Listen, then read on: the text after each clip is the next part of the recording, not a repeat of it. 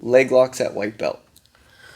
Oh, is that our first time? Did you look at a list? Do we have a list? I don't get to We have a list? We don't know let what's the people going know on, the right? truth. Me and Del here, we're left in the dark on all the topics. I handle all the production, get things set up, and ask them spur of the moment we questions. Ghosted on our messages. What's the topic? Nothing. No setup for you. We get raw reactions. White belt leg locks.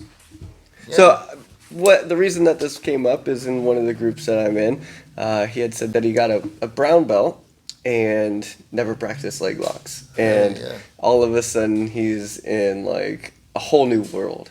Right? When he goes against a leg locker guy, or at his belt, they're allowed to leg lock now. Yeah, so even just learning it. Yeah. I mean, why not? Yeah. Is the question. I mean, clearly there's some leg locks that are more dangerous for obvious reasons. A knee bar is not really a risk. Yeah. It's like an arm bar, right? Even on a bigger leg, right? Or a bigger limb, so it's even harder to finish. It's not dangerous. Now, twisting stuff is. Yeah. Right? You get that twist of the heel hook, and the problem with it is that you twist, you don't really even feel pain. It's a very weird sensation. You just feel pressure. Right. Pressure doesn't hurt. So if you're a competitive young white belt that only taps when you're going to sleep or feel something break, you won't tap. Yeah. And you'll feel your knee pop, and you'll go, oh my God, you know? Yeah, fuck that. So, yeah, exactly. With arm bars and things, you feel the stretch, you feel the extension. Pain. There's that awesome pain that we appreciate because it tells us we're about to, we step. You don't feel that with that heel hook. So it makes sense to tell a white belt,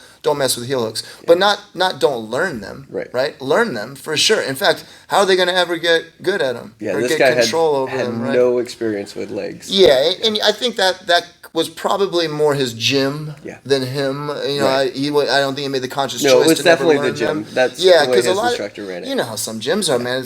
There's that old school Gracie, thing where we don't do leg locks or whatever, and I don't understand that at all. But I do understand why some gyms go by the rules for IBJJF, but still you have to teach them before you're able to do them. I remember not teaching my kids classes, specifically not showing them guillotines until they were yellow belts, because that was the rule in IBJJF.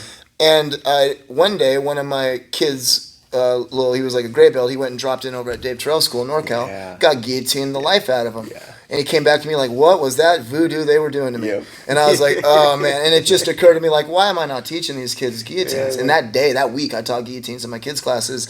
And it just makes sense because like what you do is you just say, okay, here's all the jiu-jitsu moves. You're not allowed to do this one. Don't do this one. But you still show them. Yeah, we follow more along the lines of the grappling industry's rules, which reaping, leg locks, just about everything's legal at blue belt. Yeah, that's what I was going to say. Heel hooks, everything? Not heel hooks, but every other leg attack is legal at blue belt. Gi and no gi? Gi and no gi, yeah. Very few, just like heel hooks, you have like the scissor takedown stuff that's illegal. But, sketch. Yeah. God. But, pretty much across the board, it's legal. And what I find is it's not necessarily the person applying the submission, it's the person that doesn't know the defense. And so they've seen, the UFC, or they've seen grappling matches, and You're referring to two white belts doing it? Like the alligator rollout, right? Which at the highest you level, blow your own knee. At the highest level, you saw BJ Penn do that against Ryan Hall. He turned the wrong way. Man. That's exactly right. So anybody can make that mistake. But as far as with the white belts doing it, it is also the guy doing this up. A white belt with a heel hook is sketchy. But then again, a white belt on a Kimura is sketchy. You ever see a white belt grab hold of a Kimura? And you're like, the biggest... Don't rip it off. The most common injury that I see in kids' competitions are Kimuras. They get that hand and they just crank it to the back. Or belly down arm bars. The ref can't see it. They don't know what way the elbows turn. And the belly down elbow or arm bars and the Kimuras, it's because they go right to the head with it, right? They don't like stop and gradually they're like, I got this. That goes to show they're all dangerous. All these techniques are dangerous, and I think you specify the ones that are dangerous for a certain reason, and the ones that are dangerous because they don't have the prerequisite of pain.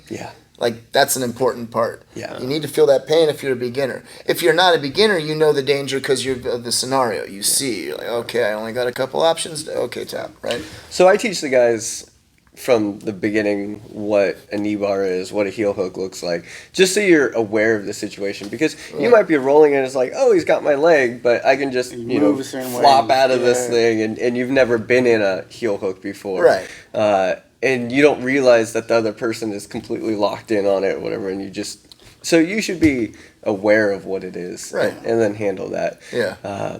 Even if it's, just tapping. Totally. Or staying parallel with the person trying to climb.